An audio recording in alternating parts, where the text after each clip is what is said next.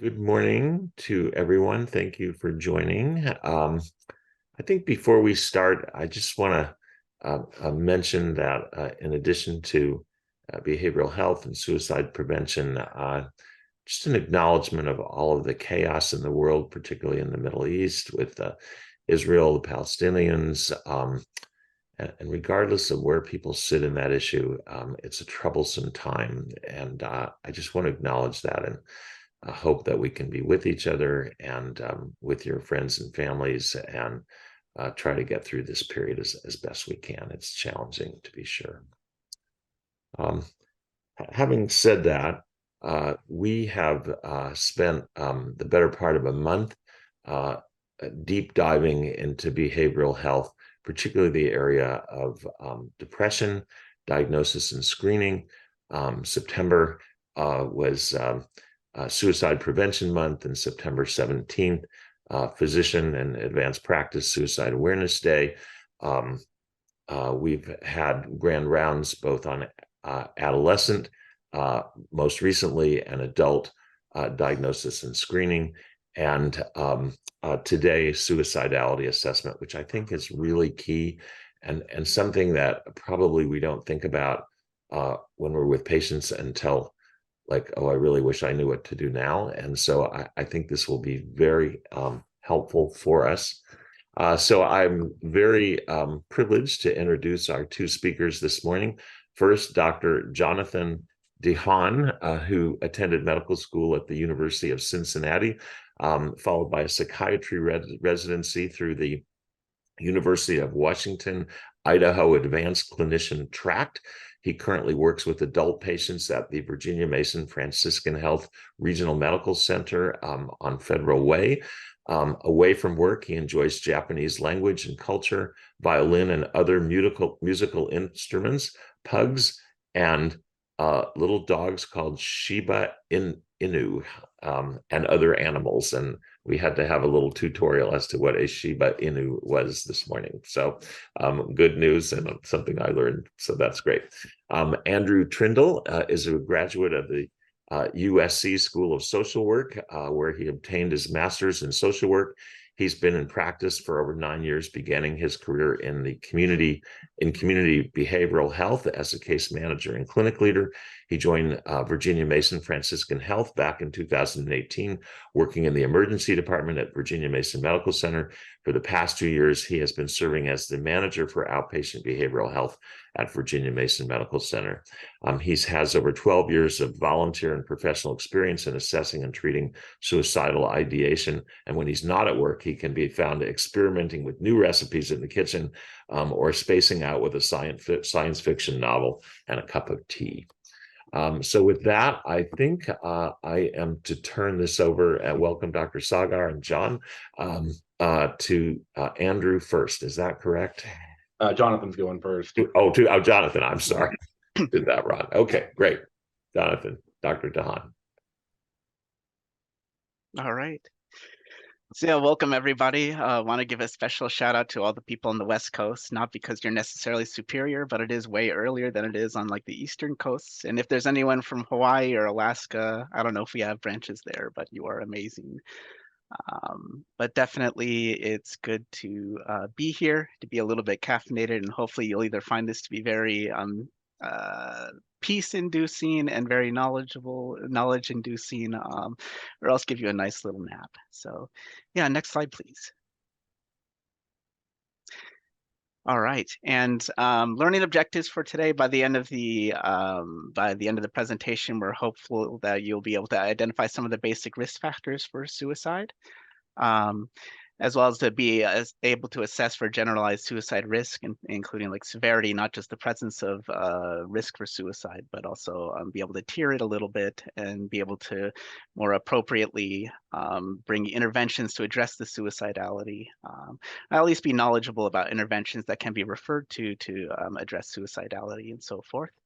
And then, of course, as is the necessary in American culture and medical community, to be able to appropriately document suicide risk during an encounter as well.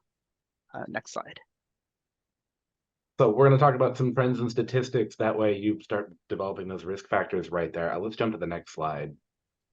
I have this lovely little chart that we pulled from the Centers for Disease Control and Prevention. This is their 2022 provisional data, so it's not finalized yet. But it gives you a basic layout of kind of the statistics for folks who complete suicide. And so some things I want to highlight right here are, you notice that there's a disproportionate amount of male identified folks who complete suicide. In terms of risk factors, though, I want to point out that women actually attempt more, men just end up completing more. And I'm going to use the gender binary terms right there. We'll talk about trans folks a little bit later on here. And then if you look at the race and ethnicity disparities right there, you find that Caucasian or white folks tend to complete suicide more often right there. So let's jump down to the next slide right there. You want this one, Jonathan? Yeah. So here we can see, again, from the Center for Disease Control and Prevention, sort of a list rates of suicide stratified by age. It kind of makes me sad to notice that bottom middle there, even ages 10 to 14, there are completed suicides that happen. But as time goes on, risk tends to wax and wane depending on age. I think we're all familiar with we'll talk a little bit about it later, but like the black box warning on suicide and things like that, people at age 24 and below, but there's like that big spike, age 15 to 24. And then also as individuals get older, it's also a risk factor for suicide, and especially people over the age of 85 have an increased risk of completing suicide compared to the general population. Older individuals may be at increased risk for depression for various reasons, but also if you think about it, sort of the circle of life kind of thing, like in terms of functional impairment and general quality of life.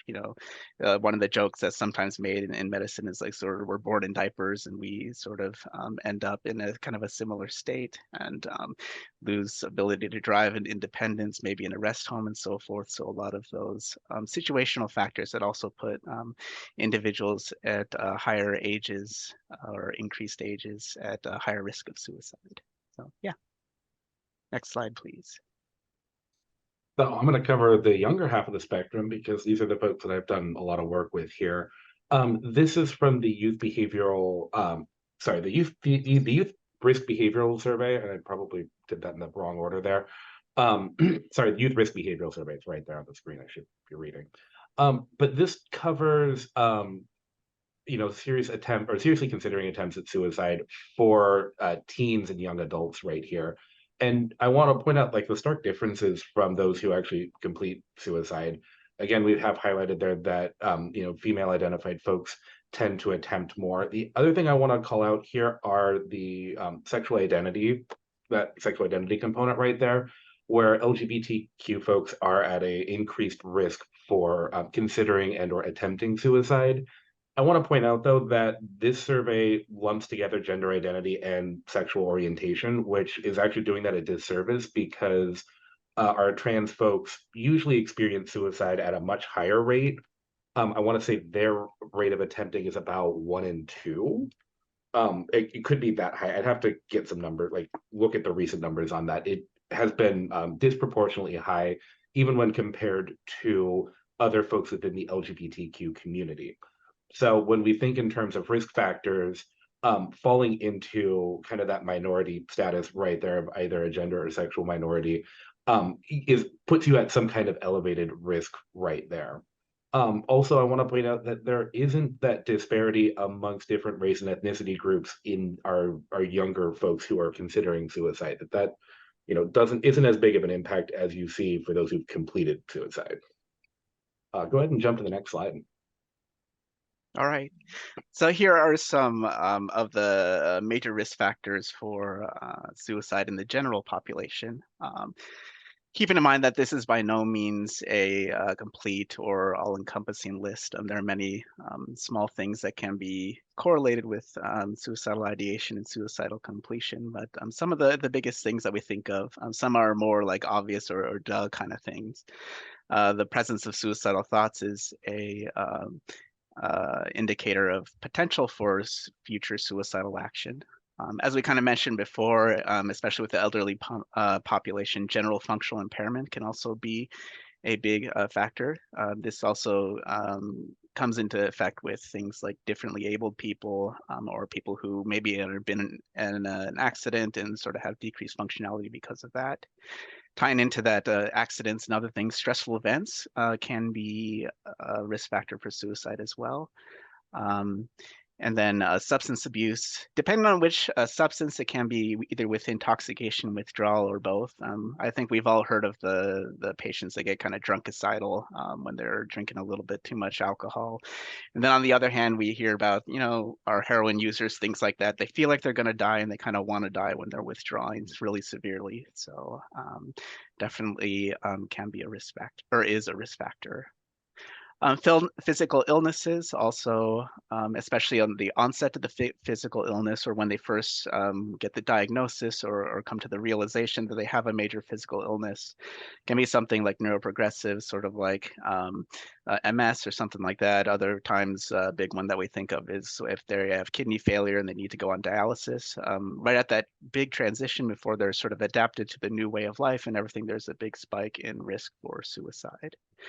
As we mentioned before, older adults, generally we think of age 65 and up, and then teens to young adults, age 24 and below. Although, as we saw from the graphs, the older and older that you get, the higher and higher the risk gets, and so forth. Interestingly, along with, you may notice that in these risk factors for suicide, that not all of them are necessarily correlate or not necessarily indicative of depression itself.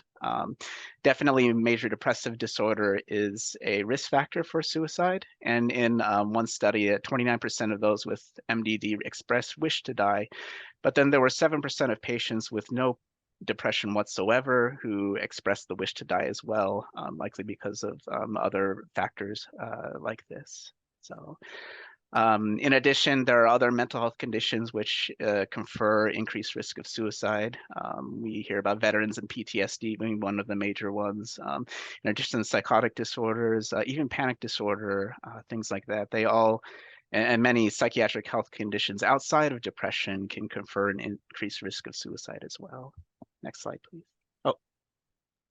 Just to piggyback off of that last point there, one thing to consider is if you are seeing someone who maybe carries a bipolar diagnosis, and if they happen to switch into a manic state, that actually puts them at an increased risk for completing suicide as well, more because of impulsivity, but there could also be a thought process behind that. So it's not always just with folks who are presenting as depressed where this is a risk factor right there. And jump to the next well, slide. I'm sorry. And normally we ask questions at the end, but I'm just going to slide this one in. Yeah.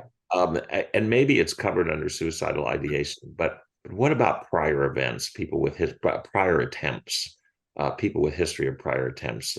Is that, it seems to me that's a risk factor.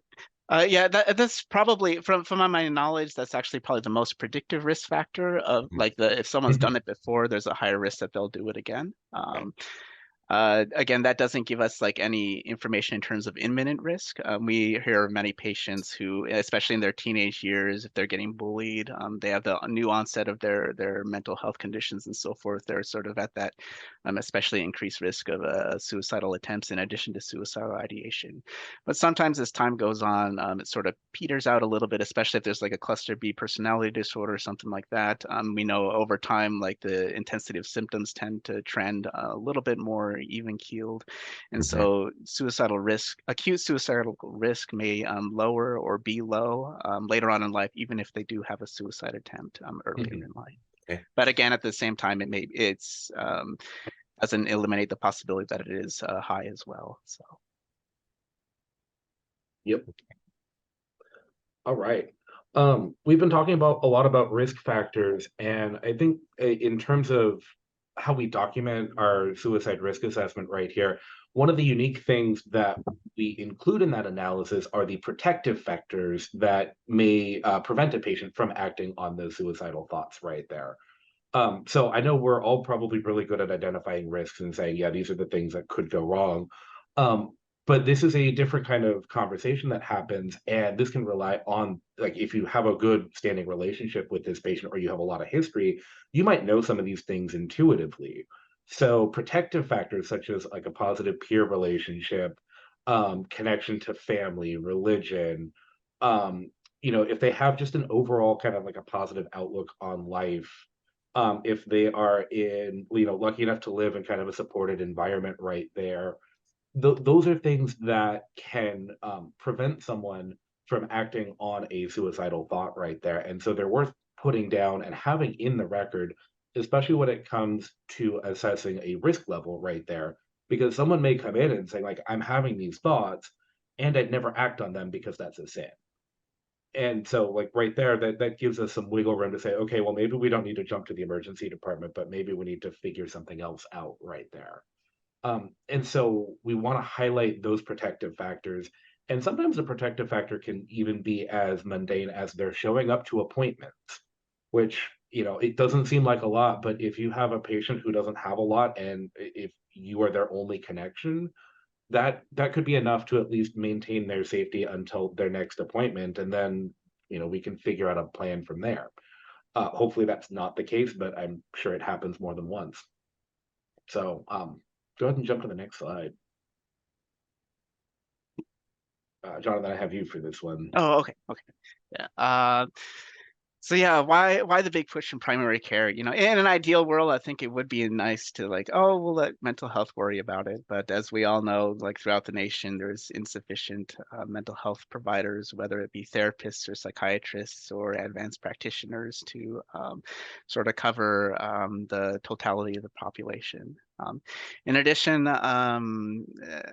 like honestly, primary care does just as much from a percent overall with the volume of patients that you see and the amount of time you get for appointments and so forth, like honestly you do just as much mental health care as the psychiatrists often do, and it's estimated that over half of all mental health care in the United States happens through primary care. 45% of those who complete suicide will have seen primary care provider within a month of their passing of their completed suicide. Whereas 83% of those individuals will have seen a primary care provider prior to death. This compares to just 20% of those who have seen a mental health professional within a month or prior to death.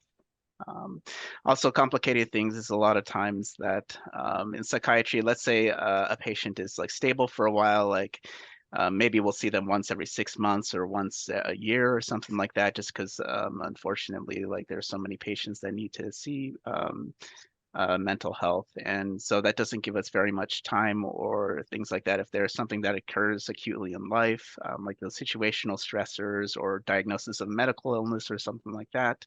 And of course, there's a waiting list to get into mental health. So they're not able to see us even if they send a message, oh, I need an urgent appointment. Well, that urgent appointment could be who knows how long out because of logistics. And so a lot of times primary care, as unideal as it may be sometimes, or how uncomfortable it may be at sometimes, is sort of the bulwark for many of these patients and are relied upon. So yes. Next slide, please. All right. So I'm sure many of you have had this happen, where a patient comes in and they have checked all the boxes on the PHQ. We don't use the PHQ as a suicide screener because this, the one on the right shows you like this person is in a lot of psychological stress right now, but that really doesn't answer the question of what is the risk for this person to complete suicide right there. So yeah, they're having thoughts that they'd better off be dead or hurting themselves. The issue with that question is this patient could have thoughts of wanting to cut themselves or burn themselves or engage in non-suicidal self-injurious behavior, which gets conflated very easily with suicidal self-injurious behavior because we want to think of them as the same when on a behavioral health standpoint, they're actually two very different kind of disorders right there. And we have different ways of going about treating them right there. So the PHQ-9 isn't a sufficient enough tool for us to use to really assess and to figure out what's happening in terms of someone's suicidal ideation, and more importantly, what our appropriate intervention is right there. So yeah, like question 9 can cover a whole wide range of things right there, and it doesn't tell us a whole lot at the end of the day. So generally, we're asking more questions anyway. In that vein, jump to the next slide. We have the Columbia Suicide Severity Risk Rating Scale, which will give us a lot more information than just the PHQ-9. Go ahead and jump to the next slide. Yeah. So as you can see here, it sort of takes question 9 of the PHQ-9 and sort of breaks it down into more detail. And then it explores the patient's thoughts of self-harm or suicide, specifically suicide, in much greater detail. Question. And one of the nice things, because it is a survey, you can, worst case scenario, you can just sort of read off the questions, and then the patient can sort of answer as appropriate. But starting with the screening question, have you wished you were dead or wished you could go to sleep and not wake up? Which is sort of a thought of passive suicidal ideation, which confers an increased risk, but doesn't necessarily mean that they're high risk. Meanwhile, if they've had any actual thoughts about killing themselves, it's a little bit of a higher risk. But at the same time, like we mentioned before, it could be one of those like, yeah, I want to die, but I would never hurt myself because of religious reasons, or because of their duty to their family, or because of hope for the future, or things like that. That said, if they do have thoughts about killing themselves, then it's necessary to go through additional screening questions to determine how, for lack of a better term, serious or how intent driven their thoughts are.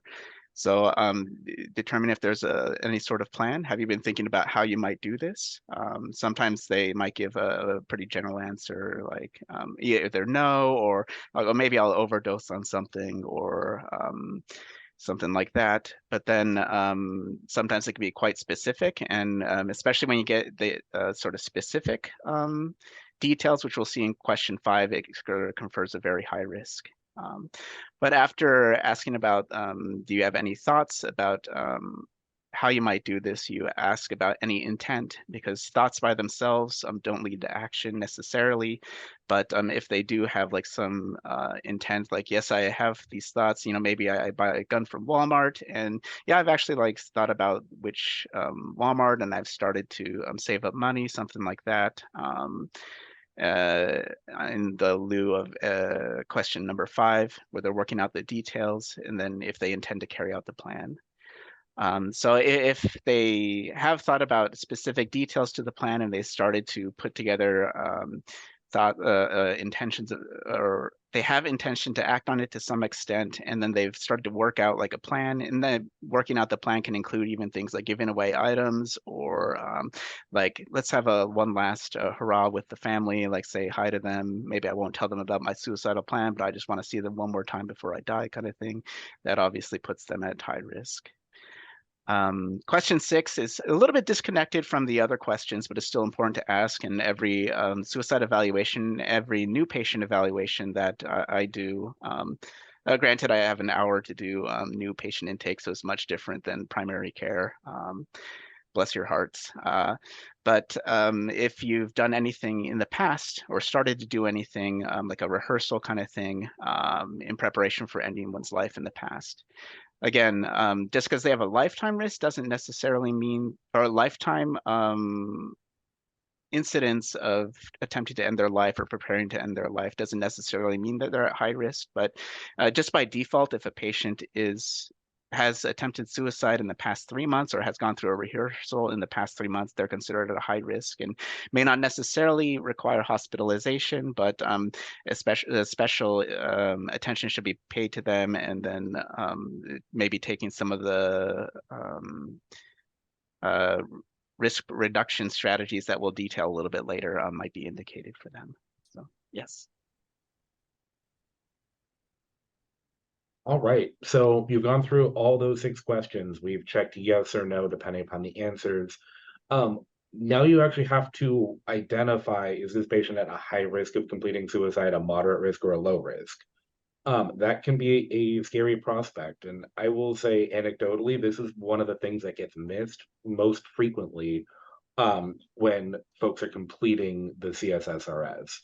And from a like a risk and liability standpoint, this is actually this is a thing that should be noted. So you want to be sure that you check a box here. And I'm not going to say the right box, because the right box is a determination of how the questions are answered, as well as the patient's risk and protective factors right there. I am sure you have all been in that gray zone where a patient is coming in, they're saying that they are suicidal, that they have thoughts, but they don't have a plan. They don't know what to do. And those are, I think, are the hardest ones right there. I think the folks who are coming in who are like, yep, I have a plan. I'm going to go. I'm going to go out, go to this bridge, take my car, drive it off next week. I'm going to do that. I think we'll all understand, like, no, you need to go to the emergency department right now. Like that one's pretty clear. But for those folks who are in the psychological term ambivalent, like they're weighing whether or not they want to live or die, like they could be vacillating between that high risk and that moderate risk right there. And so I want to stress, like, use your own judgment right there. If you feel like someone is at a high risk given everything going on, it's okay to check the high risk box. If you're thinking that there are some protective factors here that we can leverage, and maybe this patient doesn't require immediate intervention, but we need to get them in either to see an outpatient provider, if you have intensive outpatient programs or partial hospitalization programs, like then maybe a moderate risk is maybe where they're fitting in right there. The most important thing would be to back up whichever checkbox you check with that thought process right there. Patient is at moderate risk due to an identified plan, no time frame, has support from family, and is engaged in outpatient therapy already. We'll coordinate with their therapist and go from there. But even that quick little tidbit could kind of gives insight into where you're thinking right there. And like I said, if you get stuck between two, it's okay to check the higher one. If you know, at the end of the day, this is your own assessment of what's going on. So you want to feel as comfortable as you can with it right there. Go ahead and jump to the next slide. So how to talk about suicide. We've given you the tool. It has great questions on it, but there's no like evidence-based or structured interview for this. This isn't something that, like, here, you start here, end here. It's all in how things come out. You could be halfway through an appointment with someone, and then they can say, oh yeah, I kind of just don't want to wake up anymore. And you're like, well, now I've got to go and start talking about this, do this whole thing. And so, Jonathan and I have been giving you some tools with some evidence behind them, but at the end of the day, the conversation doesn't have a strict evidence base to it. So this is mostly out of our experience and the experience of others that we work with. When you're assessing suicide, be direct. Ask what you mean. Don't try and use flowery language. Don't try and beat around the bush with it. If you're worried someone's going to kill themselves, ask, hey, are you going to kill yourself? Are you worried that you might complete suicide? Whatever, like, you want to ask it that directly. You're not going to put the thought in their head. I will say, if you are asking that question, they probably have already had that thought come through their head. And if they haven't, they're going to be like, oh no, I would never do that. And then we get to clarify what they mean by that and move on. So these can be uncomfortable questions. They can have a lot of emotion behind them. I want to stress practice. Just practice these in front of a mirror. Talk with your friends, a loved one. Just ask them, are you thinking of killing yourself? Just to build up that habit right there, so that way when it happens during your appointment time, you can just launch right into it. Next slide.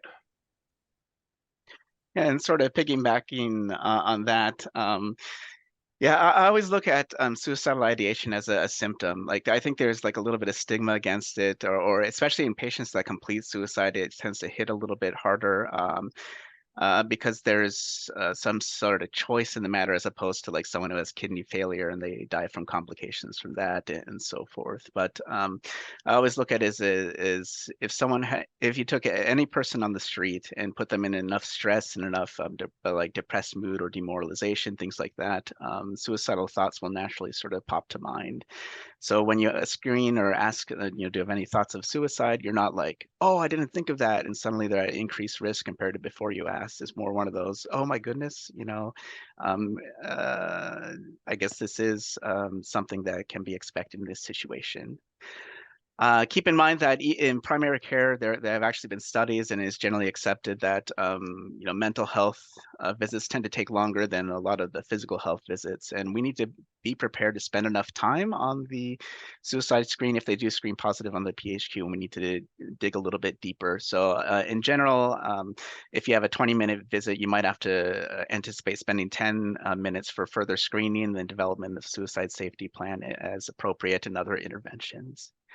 One of the keys is not to lead off with a suicidal ideation question. However, I think there's nothing that could be more off-putting than, you come in to see a patient and they put 3 on this PHQ-9. You come in and they're in tears and they say, "So let's talk about this suicidal thoughts that you're having." But rather more normalizing the process. Remember the mnemonic SIGI caps. Also keep in mind what each of these stand for. When I was in medical school, I remember in my first psych rotation, they ask, "Oh, what are the criteria for depression?" You confidently say SIGI caps. And then they ask the dreaded question, "What does that stand for?" And you're like, "Oh crap." But as time goes on and you learn a little bit more, and I know we're all familiar with the screening criteria or the criteria for depression. So sleep, interest, guilt, energy, concentration, appetite, psychomotor retardation or activation, and then the last letter is the suicidal ideation. So again, this sort of normalizes the experience, going through different symptoms and almost leaving the suicidal ideation as like a part of the symptomology of the syndrome, which it is, and thus there's less stigma attached to it and so forth. And again, when the time comes, don't dance around it. Just sort of say it. Any thoughts of suicide right now, or any thoughts of suicide in the past 2 weeks?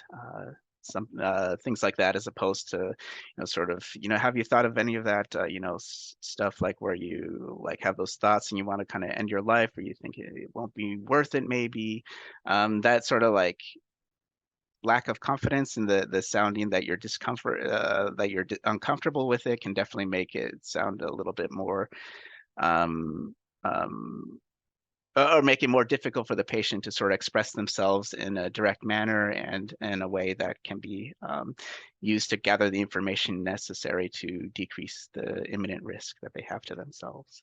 So yeah, next slide, please. This one was done right. There should be a poll question attached to this one, but I don't know if we got that set up. There it is. Okay. So which of the questions are you most nervous about asking? Question 1, 2, 3, 4, or 5, or 6. You can also check none of them.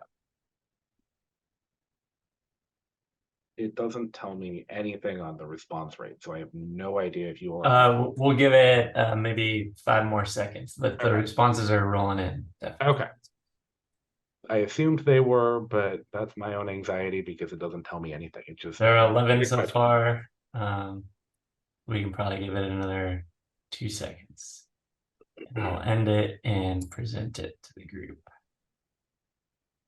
Oh, that's awesome. Jonathan, I think we've done our job here. We got a couple folks who are, kind of worried about question 2. Question 5, have you started working out the details on how you'd kill yourself? Do you intend to carry out this plan? That's a pretty heavy question right there. And patients will answer with a yes. That will come up. But if they do answer with a yes, that's the point in which we would refer them to a higher level of care, generally via an emergency department right there. If you have a patient who is uncooperative with that plan, that would probably be the point in which you'd want to consider activating whatever your civil commitment procedures are. And those vary by state, so I couldn't tell you exactly how to do that. Here in Washington, it's a little different. So, but like that would be a decision point for that kind of thing. And then if they answer no to that, then it's probably a point in which you would look at either, those high or medium high risk interventions, whether it's referring to like a partial hospitalization program or something like that. All right. Well, thank you all for doing that. Let's jump to the next slide. So what do we do now? And next slide. Validate the patient's experience. If the patient comes in and they say, yeah, I'm feeling suicidal right now, hey, Thanks for telling me that. I know that's a hard thing to say, especially to a medical professional. A little thing like that can help put the patient at ease and get them talking about what's going on. It normalizes their experience and it encourages them to, talk more. It's okay to say that you're worried about their safety. I think you all do this anyway on a fairly regular basis, but when I talk with behavioral health interns for the first time, we're taught to maintain some objectivity from our patients right there. And when suicide comes up, I say we get to throw the rule book out the window, and it's okay to say, I'm worried about you. I don't want you to hurt yourself. What can we do to make sure that that doesn't happen? And then you can talk to your patients about everything we've gone through here, kind of what the risk factors are, the things about their unique situation that either that are protective from them acting on that thought, or that are contributing to that thought right there, and appropriate interventions that might be necessary, whether it's going to the hospital, whether it's stepping up outpatient care, maybe it's starting a medication, something like that. So those are, these are kind of the small things that you can do during your appointment time right there that would help kind of put the patient at ease and make them more comfortable during this time. Next slide. All right.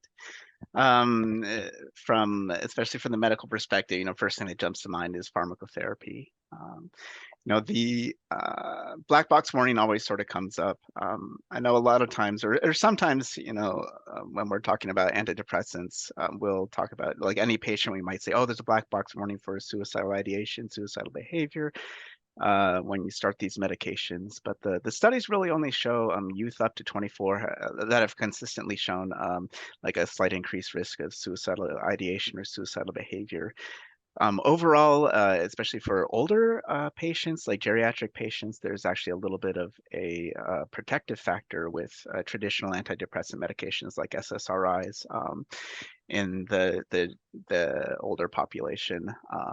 And honestly, in more recent data, there's mixed data overall, just with trends. I think most of us, if not all of us, have seen this like anecdotally, and is that the right word? Anecdotal? Whatever. Yeah, in our practices where we start a patient on, fluoxetine or something, then a couple days later, a message comes in that they're having suicidal thoughts or something. We have them get off of it, and then within a couple days, those thoughts sort of resolve. But so there's that, and the data for the initial black box warning was pretty solid in terms of there did seem to be pretty concrete trends that were noted. But regardless of the presence or absence of the black box warning, the general consensus is to educate on the black box warning and then to treat and to monitor closely, regardless of age. Again, like suicidal ideation and suicidal behavior always tends to have a certain thought process, or it's thought of differently compared to like other medical deaths that happen because, again, of that volitional factor.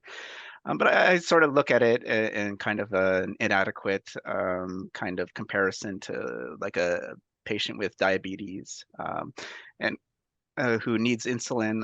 Would we stop insulin or not give insulin because a very small percentage of patients will accidentally give themselves too much or bottom themselves out and potentially put their life at risk accidentally because of the administration of insulin.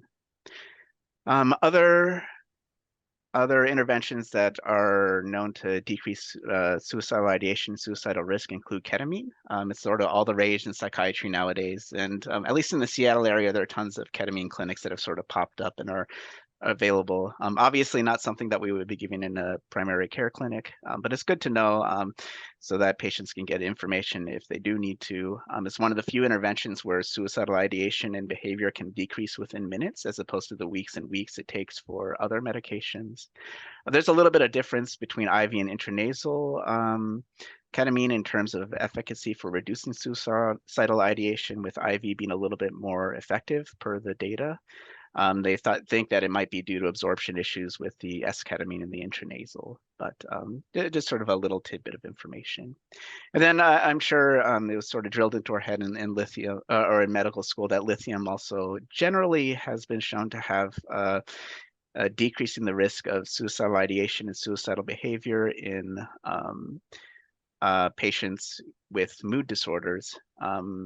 Many psychiatrists, not all, but many are big fans of lithium. I know some of the colleagues I work with shout the praises of lithium.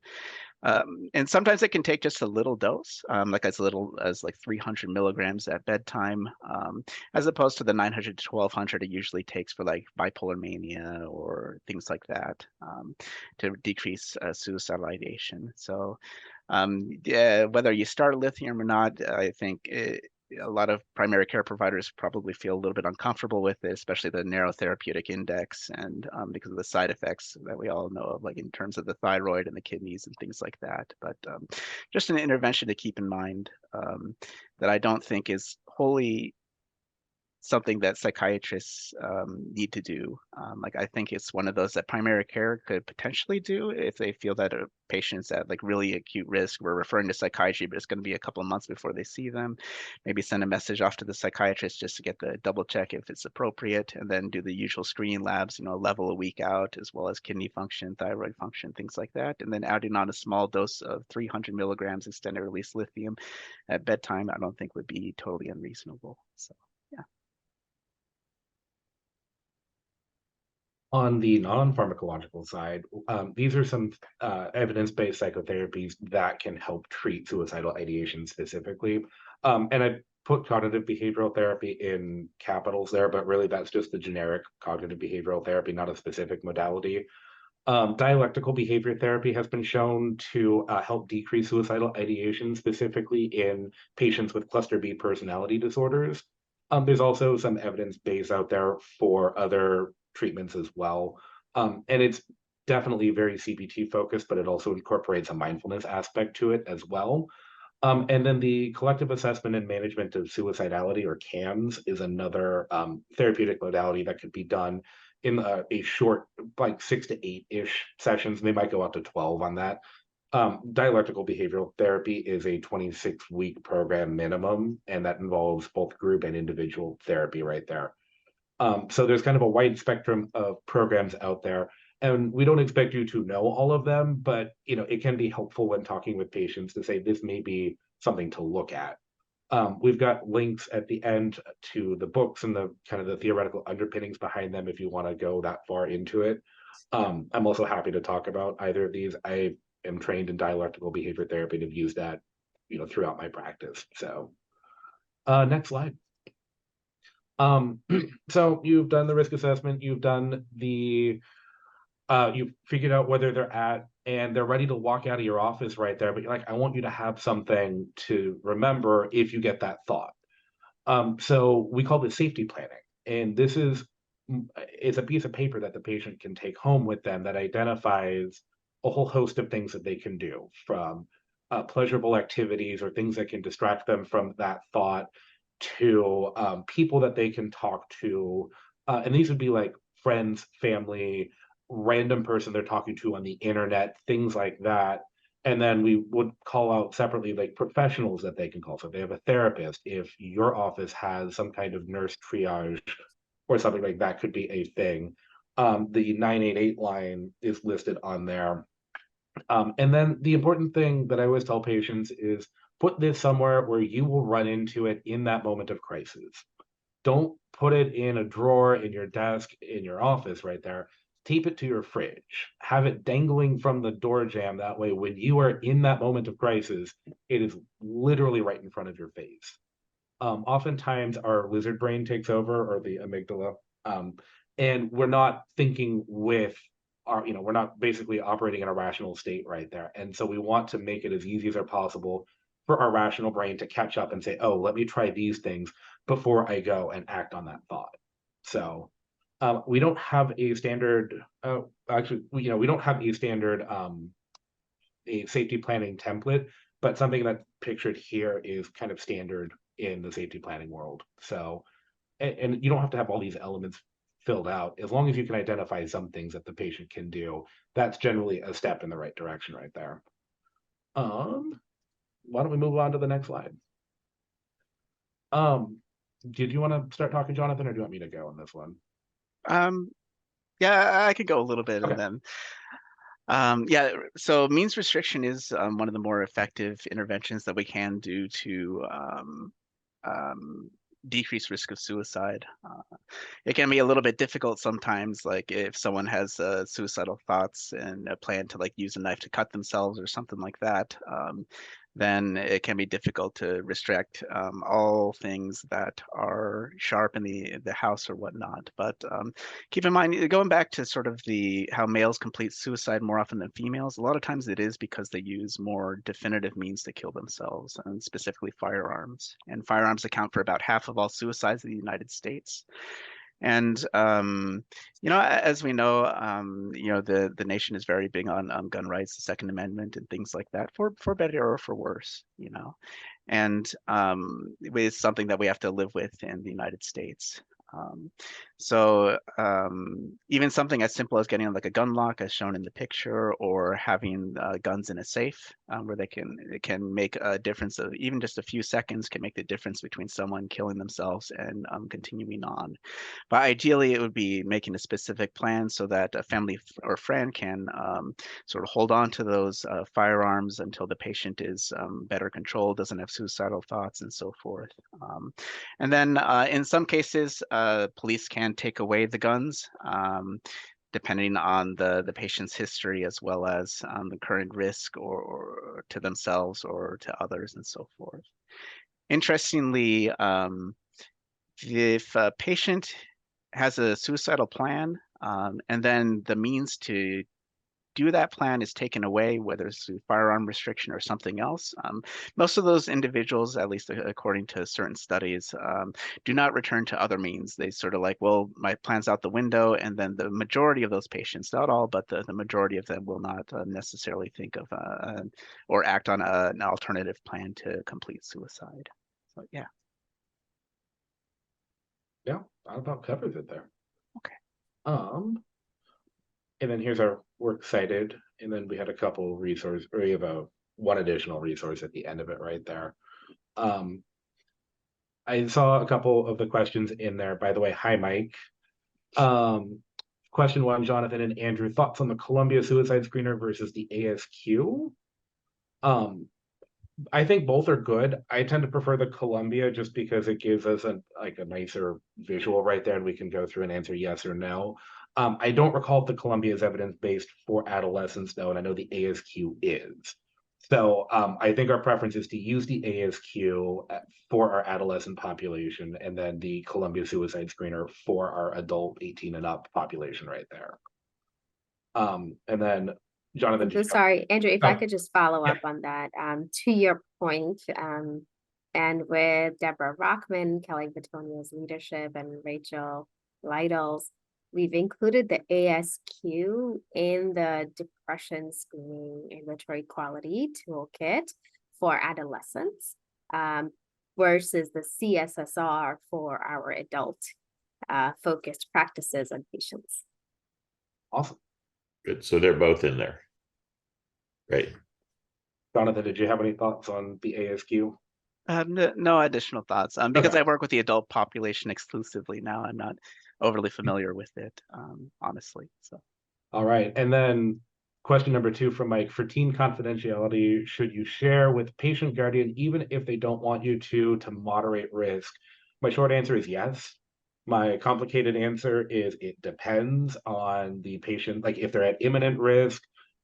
Here in the state of Washington, kiddos also have different privacy protections. So 13 and up, they have to consent for their own mental health care specifically.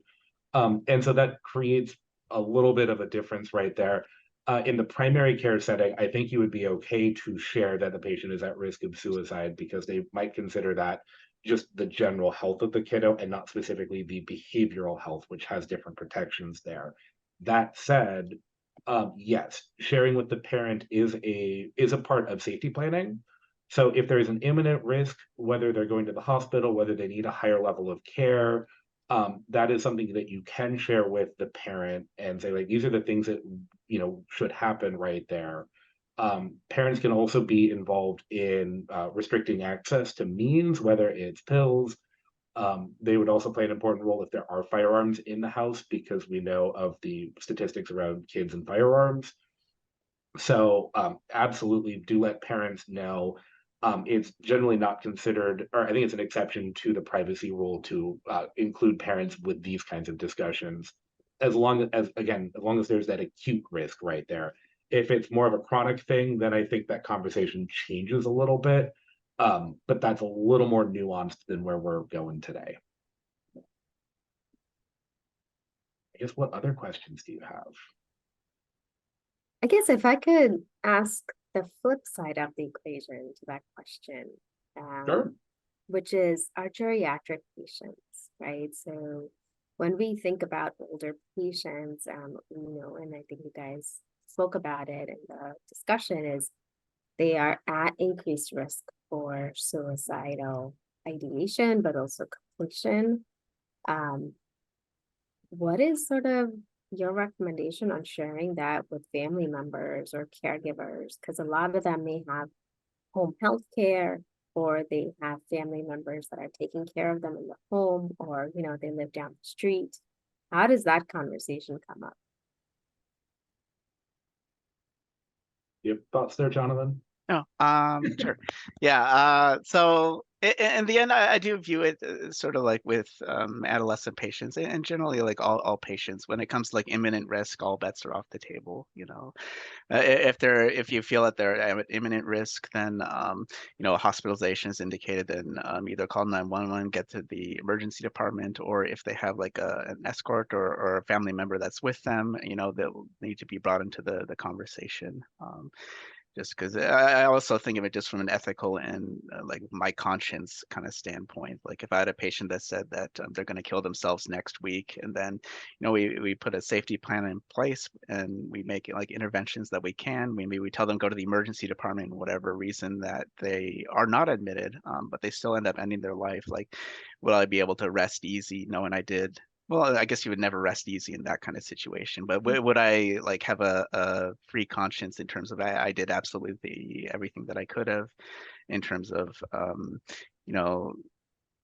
when it comes down to suicidal risk, having the family or the caregivers know that they are at acute imminent risk to themselves and that they need to be like monitored until a higher care can be established, and things like I think is all crucial to the equation. Yeah. I generally approach these conversations, regardless of age range, with the thought of, we want to make sure that we're getting everyone around you who can protect you. And, these are things I talk with the patient right there. So I'm like, who do you feel comfortable talking with? If it's not the parent out there, is there someone we could call here so that they could know? And then can I at least tell your parent, like, I'm worried about this and that? You can still tell the parent, even if the kiddo or the older adult says no, like, they're involved in if they have someone involved in their care, it's okay to disclose that. We just, it's a little bit better if you can invite everyone into that conversation together, and it generally is a better outcome. But again, if they're adamant, like, no one can know, no one can know. If you need to disclose to maintain patient safety, then you can disclose to maintain patient safety. I'm going to just ask one last question. I know we're coming up on the top of the hour, and there's a note here from Paul Rains that says should have a list of resources to give patients. There are many available resources for adolescents, and so we can certainly look at that. It may be in our toolkit, I'm not certain. So one of the things that we talked about is the emergency department and sending folks to the ER if they're in crisis, and certainly that is a logical choice when there are no resources to be had. But if you're the emergency department in a busy ER, and you've got patients there who are then waiting for 24, 36, sometimes 48 hours to get placed, it's obviously a challenge. And I don't know that there's an answer to the questions, but it's quite unfortunate that's if you're a primary care practice and at Virginia Mason and in Virginia Mason Franciscan, there's integrated behavioral health, which is really great. And someone could pick up the phone and call one of you and you could help them. But it's a challenge to think that that's our only option. And I don't know if you have any comments, or I don't know what the fix is, but it's challenging. And I think sometimes it does get to the point where there is no like solution that everybody's going to sort of agree to or be Sure. okay with, you know. Even with a little bit more intense resources that we have at the Virginia Mason side of the Virginia Mason Franciscan Health, there have been times where I had to say, you know, I don't like to do this. You know, this is my least favorite thing in the world, and Yes. I would never wish this on any patient. But you know, if you don't agree to go to the emergency department or let me call 911, you know, I'm going to have to call the police to do a welfare check on you. Yes. That open. And yes, it destroys the therapeutic relationship, but at the same time, when it comes down to it, if they're like imminently suicidal, like, yeah, I'm gonna go home and kill myself, you know, that's what we're legally and morally obligated to do. Yeah, we call that in California 5150. Is that? Yeah. It's not the same. It's a different process up here, and I have initiated way more of those than I ever would care to admit to. But yeah, I think you hit the nail on the head there, Gary, that there isn't a good answer for any of this. And I have seen that where they have been waiting 48, you know, almost 72 hours for a bed to open up. And, you know, on the one hand, it gives that patient some time in a controlled environment where they're not going to hurt themselves. Yeah.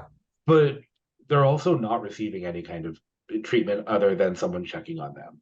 Right. And so, yeah, so there you know, there isn't, you know, I would talk with a therapist colleague of mine, and we would always joke that we need that idyllic, you know, rest home on the top of the hill with green fields and pastures around for patients, because there's a need for that kind of treatment. But there are structural things that get in the way of doing that. There are therapeutic considerations for that kind of treatment. And so, you know, it requires an overhaul of the entire behavioral health and or medical system. At least that's my personal view. I'm not speaking on behalf of the organization there, but yeah, I think there's a lot of work to be done, and this is an imperfect system by every stretch of the imagination, but it's the system we have to work with. So, okay.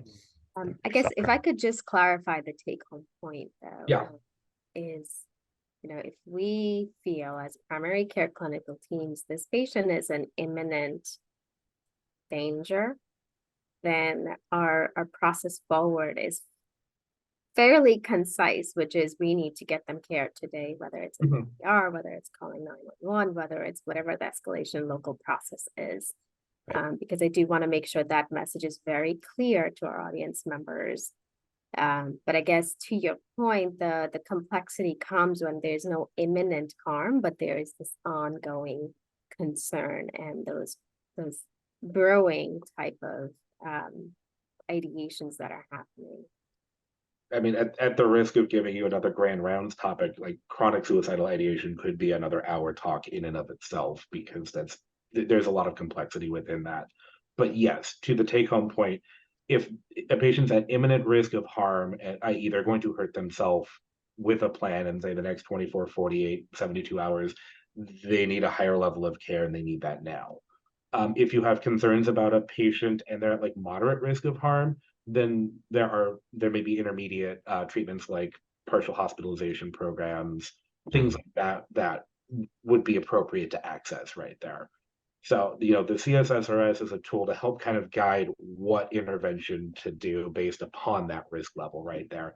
But at the end of the day, go with your gut. If your gut's saying this person's at risk and they're going to hurt themselves, then take the appropriate action to make sure that they don't. So I want to just thank both of you, and Deborah and John, Rachel, all the folks who helped put this together, and I mentioned Deborah and also Kelly and all the people who are behind the scenes, Deborah Rockman and Kelly Batonio, kind of building the toolkits that go with this entire discussion. But to the two of you, thank you so much. This has been informative, enlightening. practical way to look at this work. And there are no easy solutions for sure, but I do think you've helped us compartmentalize it. And I like the safety plan taped to the doorpost so that we can get our hands on it easily. So thank you. I'm sure there'll be more to come on this, and we really appreciate your time and efforts in putting this together, and hope you'll come back and visit us. Thank you. To everyone who stayed with us, thank you so much. Be safe and have a great weekend.